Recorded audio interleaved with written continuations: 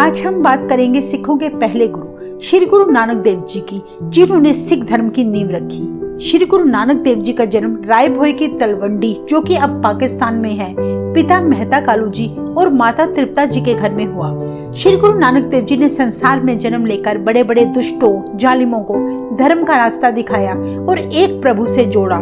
ईश्वर एक है, यह पाठ पढ़ाया, संसार को अंधकार से बचाया, अपने उपदेशों से सभी को सच्चाई का रास्ता दिखाया।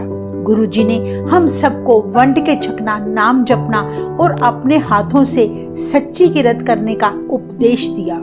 इस सारे संसार की यात्राएं करके गुरु जी ने लोगों को परमात्मा के सिमरन करने का महत्व समझाया और कहा, नाम सिमरन से जीव की आत्मा पवित्र होती है और मन शांत होता है। साथ ही जीवों को अंधविश्वास, पाखंडों और झूठे दिखावे से बचने का उपदेश दिया। आज हम सब मिलकर श्री गुरु नानक देव जी के प्रकाश पुरब पर उनकी याद में कुछ चमत्कारी साखियां सुनेंगे। सो वीडियो को एंड तक आप जरूर देखें। वीडियो पसंद आने पर लाइक और शेयर करना ना भूलें। श्री गुरु नानक देव जी एक बार उड़ीसा के जगन्नाथ शहर में पूर्णमासी वाले दिन पहुंचे। उस दिन उस तीर्थ स्थान में श्रद्धालु स्नान करने आए थे। इस स्थान में श्री कृष्ण जी की एक 84 फीट ऊंची मूर्ति थी, जिसका नाम जगन्नाथ था। हर साल उस मूर्ति को रथ पर रखकर शोभा यात्रा निकाली जाती थी। ब्राह्मणों के द्वारा एक मान्यता चली आ रही थी कि जो उस रथ के पहिए के नीचे आकर मरेगा, उसको मुक्ति मिलेगी।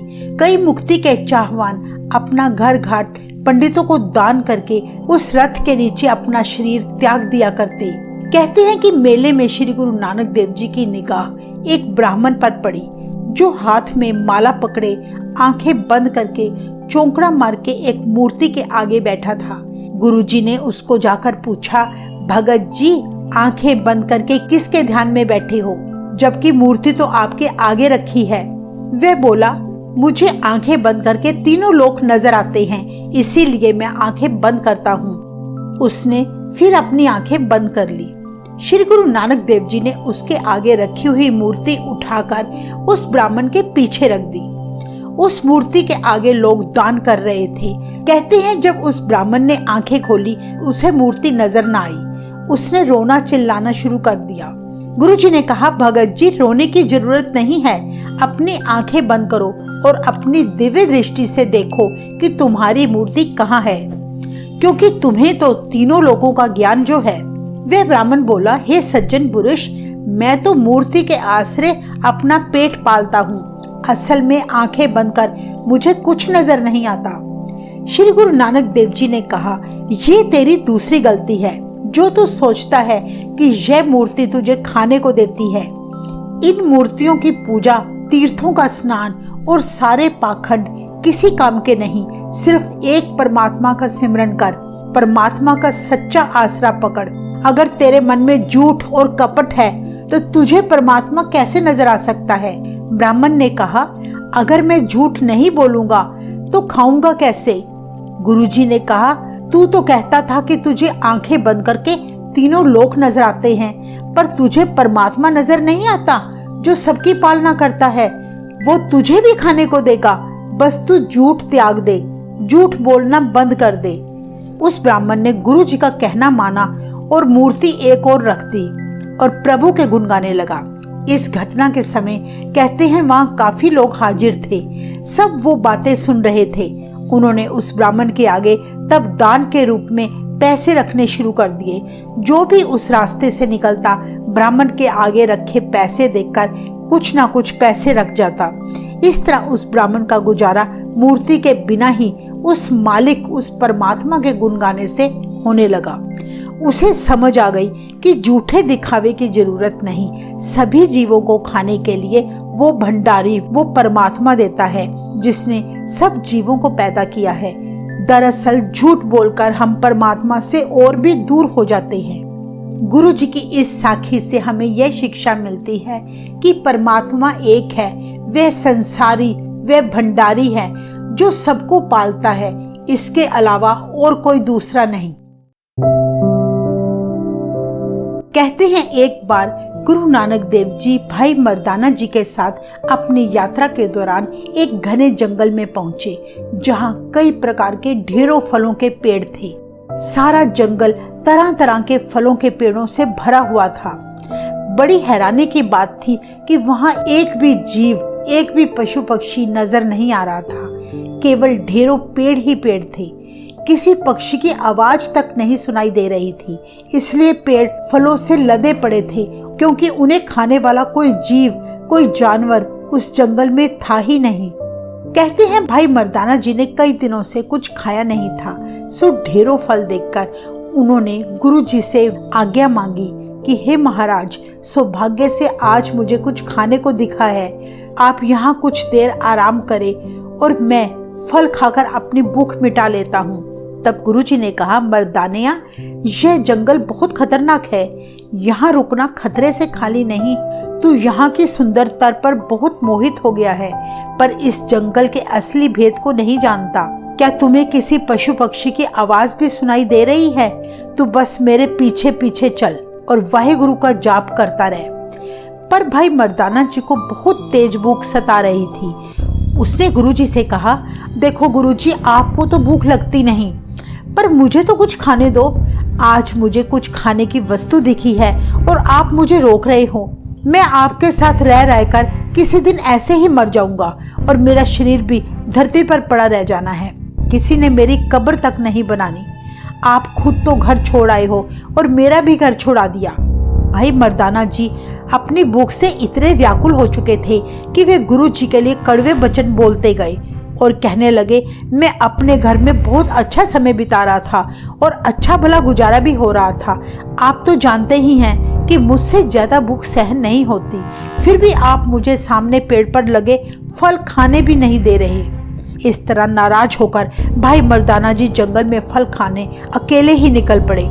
फलों को खा खाकर उनका पेट बहुत भर गया और उन्होंने कुछ फल भी तोड़ लिए ताकि वो आगे सफर में खा सके। उस जंगल में एक राक्षस रहता था जिसका शरीर बहुत विशाल था। उसके सिर पर सींग थे। वे जंगल में रहने वाले सारे जानवर खा चुका था। उस राक्षस का जंगल में इतना भय था कि कोई चिड़िया भी वहां आने से डरती थी। इसीलिए ना कोई पशु पक्षी, ना ही कोई इंसान उस जंगल में आने की हिम्मत रखता। इसीलिए चारों ओर बहुत सन्नाटा पसरा हुआ था। कहते हैं जब भाई मर्दाना जी पेड़ से फल तोड़ने की कोशिश में लगे थे, तभी उस राक्षस को पेड़ से कुछ आवाजें सुनाई दी। तो उसने भाई मर्दाना जी को देखा और झपट्टा मारकर पकड़ लिया। कहते हैं कि उसने एक फल की तरह साबुत ही भाई मर्दाना जी को मुंह में डाल लिया और बिना चबाए ही अपने अंदर निगल लिया। इस घटना के बाद भाई मर्दाना जी बड़े घबराए, मुंह से कुछ ना बोल सके, पर अपने मन ही मन गुरु जी को याद करने लगे और अपनी मूर्खता के लिए गुरु जी से माफी मांगते हुए सोचते हैं कि हे महाराज, मुझ मूर्ख को माफ करो। मेरी बुद्धि मारी गई जो मैंने आपकी बात को काटते हुए अज्ञानतावश गलत वचन कह दिया। आप मुझे माफ करें, इस भयानक राक्षस से बचा ले। कहते हैं कि अंतर्यामी गुरु नानक देव जी सब जानते थे। उन्हें भाई मर्दाना जी की आवाज सुन गई। वे तुरंत उन्हें बचाने के लिए आ पहुंचे। गुरु जी उस राक्षस के सामने जैसे ही आकर खड़े हुए, उसने गुरु जी को देखा। भाई मर्दाना जी की ही तरह उसी पल गुरु जी को हाथ में पकड़कर मुंह में डाल लिया और साबुत ही निगल गया। गुरुजी राक्षस के पेट में पहुंचे, जहां पहले से ही भाई मर्दाना जी मौजूद थे। उन्हें गुरुजी ने हौसला दिया। तब अपने शरीर को गुरुजी ने बहुत विशाल बना लिया। गुरुजी ने जब अपने अंगों को कई गुना फैलाया तो राक्षस के पेट में दर्द होने लगी। तब राक्षस ने भी अपने शरीर को और बड़ा कर लिया। गुरुजी ने भी तब अपने शरीर को उससे भी बड़ा किया। कहते हैं जैसे जैसे राक्षस अपने शरीर को विशाल कर रहा था, गुरुजी भी अपने शरीर को बड़ा कर देते। आखिर में जब राक्षस की शक्तियां खत्म हो गई तो वो जमीन पर गिर गया और गुरुजी भाई मर्दाना जी को लेकर राक्षस के मुंह से बाहर निकले। कहते हैं तब राक्षस की आत्मा ने मनुष्य रूप धारण किया और गुरुजी के सामने खड़े होकर उनके चरण छुए। गुरुजी ने कहा, तुम कौन हो? तो वह बोला, गुरुजी, पिछले युग की बात है जब जनक राजा का राज था, मैं उसके पास रसोइये के रूप में काम करता था। एक बार राजा ने संतों को भोजन खिलाने के लिए अपने महल में आमंत्रित किया और मेरा काम था उन सब के लिए भोजन पकाना, जो मैंने सारा भोजन उनके लिए तैयार किया। पर उस समय मुझे बहुत तेज भूख सताने लगी और मैंने चोरी से सबसे पहले भोजन कर लिया। पर इस बात की खबर राजा को मिली कि घर आए संतों का इस तरह अपमान हुआ है, क्योंकि उन्हें झूठा भोजन नहीं खिलाना। सारी रसोई झूठी हो चुकी थी। तब राजा ने सारा भोजन नदी में फेंकवा दिया और मुझे श्राप दिया कि तू 24 घंटे के बाद बहुत बड़ा राक्षस बन जाएगा। राजे के मुंह से यह वचन सुनकर मैंने उनके आगे प्रार्थना की कि मुझसे बहुत बड़ी भूल हुई है, आप मुझे माफ कर दे, मैं अपनी गलती स्वीकार करता हूँ। और मैंने उन्हें मिन्नतें करते हुए कहा, हे राजन, मुझे बताओ कि मेरा मोक्ष कब होगा। राजा ने जवाब दिया कि कल युग में परमेश्वर गुरु नानक देव जी के रूप में पृथ्वी पर जन्म लेंगे, जो कि इस धरती पर लोगों का उद्धार करने के लिए आएंगे। उनके मिलाप से ही तुम्हारी गति होगी। और आज मेरा आपसे मिलाप हुआ है, मुझे इस बात की बहुत खुशी है। हे महाराज, मैं आपके दर्शन दीदारे करके निहाल हो गया हूँ, सो आप मेरा उद्धार करें, मुझ पर कृपा करें और मुझे परलोक जाने की आज्ञा दें। इस तरह गुरु महाराज ने उस आदमखोर राक्षस को परलोक भेज दिया और उस राक्षस की मुक्ति हो गई। भाई मर्दाना जी ने भी गुरु जी से अपनी गलती की माफी मांगी और आगे की यात्रा को वे निकल पड़े। असल में श्री गुरु नानक देव जी भाई मर्दाना जी को खुद भूख लगवाया करते। ये उनकी लीला का एक हिस्सा था, जिसके माध्यम से गुरु जी ने सारी कायनात को एक मैसेज दिया कि जो मनुष्य अपने गुरु पर पूरा भरोसा करता है, कोई किंतु परंतु नहीं करता, उसका कभी भी बाल भी बांका नहीं होता। हर मुश्किल में उसे गुरु बाहर निकाल लेता है। एक बार श्री गुरु नानक देव जी और भाई मर्दाना जी अपनी यात्राओं के दौरान एक गांव में पहुंचे। उस गांव का नाम कंगनपुर था, जो आजकल पाकिस्तान में स्थित है। वहां रहने वाले लोग बहुत निर्दयी थे। वो ना तो किसी का भला करते थे और ना ही अपने हाथों से कोई दान पुण्य किया करते। अगर उस गांव में कोई दान मांगने के लिए भिक्षुक भी आता तो वे उसको बहुत अपशब्द सुनाया करते और वहां से भगा दिया करते। ऐसे ही एक बार की बात है, जब गुरुजी उस गांव की ओर जा रहे थे तो भाई मर्दाना जी ने गुरुजी से कहा, मुझे बहुत भूख लगी है, कृपा करके आप यहाँ आराम करें और मैं पास वाले गांव से कुछ खाता हूँ। गुरुजी ने मर्दाने को रोकते हुए कहा, मर्दानिया, अगर तुझे इतनी ही भूख लगी है, कुछ देर इंतजार कर, क्योंकि अभी थोड़ी ही देर में अगला गांव आने वाला है। गुरुजी की बात सुनकर भाई मर्दाना जी ने कहा, मुझे आगे ही इतनी भूख लगी है और आप मुझे और इंतजार करने को कह रहे हैं। अब मैं भूख बर्दाश्त नहीं कर सकता। भाई मर्दाना जी को इस तरह देख गुरुजी ने कहा, तो जाओ अपने मन की इच्छा पूरी कर लो। इतने वचन कहकर गुरुजी गांव के बाहर ही एक बड़े से पेड़ के नीचे बैठ गए और भाई मर्दाना जी उस गांव में जाकर भोजन की मांग करने लगी।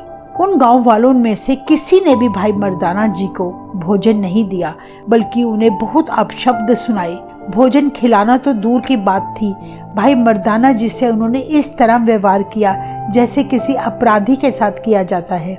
जब भाई मर्दाना जी को अपना अपमान सहन ना हुआ तो वे चुपचाप वहां से वापस लौट आए और गुरुजी के पास आकर बोले, हे सतगुरु जी, मैंने आपकी बात पर ध्यान नहीं दिया और इस गांव में जाकर मैंने अपना बहुत अपमान कराया है।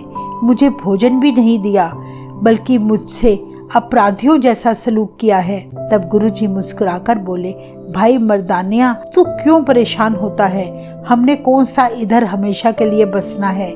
ईश्वर करे इस गांव के लोग सदा इधर ही बसते रहे। इतने वचन कहकर श्री गुरु नानक देव जी तब अगले गांव में पहुँचे और वहाँ कीर्तन करने लगे और भाई मर्दाना जी रबाब बजाने लगे।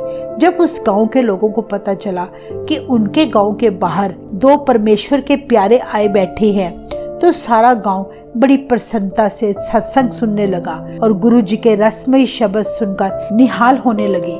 शब्द कीर्तन की समाप्ति के बाद श्री गुरु नानक देव जी और भाई मर्दाना जी को वे बड़े प्यार और सत्कार सहित अपने गांव में ले आए, जहां उन्होंने उन्हें बड़े प्रेम से कई तरह के भोजन खिलाए, उनकी बड़ी खातिरदारी की। सारे गांव वासियों ने बड़े उत्साह से उनका स्वागत किया। गांव वासी यह देखकर बड़े खुश हुए कि गुरुजी ने उनका भोजन बड़े प्रेम से ग्रहण किया था। फिर गांव वालों ने गुरुजी के आगे विनती की कि हे गुरु महाराज, आप हमारे गांव में रात यहीं ठहरे। लोगों की प्रेम भावना और श्रद्धा भाव को देखते हुए तब गुरुजी ने वहां एक रात बिताई। गांव वालों ने सारी रात गुरुजी की सेवा की। अगले दिन गुरुजी वहां से निकलकर गांव की तरफ मुड़कर खड़े हो गए और वचन किया कि ये गांव वाले उजड़ जाए। इतने शब्द सुनकर भाई मर्दाना जी बड़े हैरान हुए। उन्होंने गुरुजी से कहा, मुझे समझ नहीं आई, मैं बहुत हैरान हूँ, आपकी ये कौन सी लीला है जिस गांव वालों ने हमें भोजन तक नहीं पूछा और हमारे साथ बुरा व्यवहार किया, उनको आपने बसते रहो कहकर वर दिया, पर इस गांव वालों ने हमारा इतना सम्मान किया, उनको आप उजड़ जाने का वचन दे रहे हैं। तब गुरुजी ने भाई मर्दाना जी की दुविधा दूर करते हुए कहा, मर्दानिया, जो गंदगी होती है वो एक जगह पर ही पड़ी रहे तो ही ठीक है। अगर हर जगह बिखर जाए तो बदबू फैलाती है, और इसके विपरीत अगर कोई भला मनुष्य कहीं भी बसता है तो वही ज्ञान लोगों में बांटेगा जो उसके अंदर भरा है। भाव यह है कि जिन मनुष्यों के अंदर द्वेष, ईर्ष्या, चुगली, निंदा भरी है, वो वही सभी लोगों में बांटता है। इसके विपरीत जिसके अंदर भलाई है, सच्चाई बसी है, वो वही बाहर जाकर लोगों में बांटता है। कलयुग में संसार को ऐसे नेक और भले लोगों की बहुत आवश्यकता है। इतने वचन कहकर गुरुजी ने भाई मर्दाना जी की शंका दूर की और चल पड़े अगली यात्रा को। इस कहानी से हमें यह शिक्षा मिलती है, अच्छे और सच्चे लोग जहाँ भी जाते हैं अपनी अच्छाई फैलाते हैं, बुरे और झूठे लोग हर जगह जाकर बुराई ही फैलाते हैं। वाहेगुरु जी का खालसा, वाहेगुरु जी की फतेह।